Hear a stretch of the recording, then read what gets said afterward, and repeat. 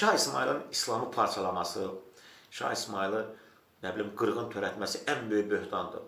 Bu günləri hansı təriqət Şah İsmailin adınadır? Təriqətləri sayaq da, təriqət deyirsiniz.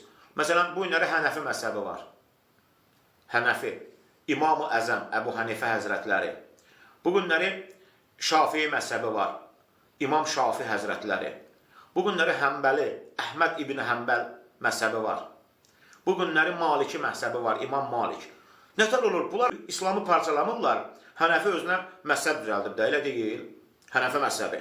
Maliki də məzhəb düzəldib özünə.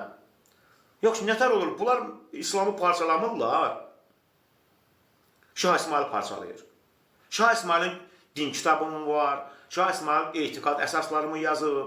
Şah İsmail dini elmləri özündə ehtiva edən bir sünnətmi qoyub gedib. Çox qəribə bir şeydir. Yəni, necə bölüb Şah İsmail? Şah İsmailin məzhəbi var, ümumiyyətlə. Şah İsmail məzhəbi var bu günləri. Deyək ki, biz o Şah İsmail məzhəbinin nümayəndələriyik. Şah İsmail tarixi şəxsiyyətdir də. Desən ki, Əbu Hənifə dini bölüb deyərəm, hə.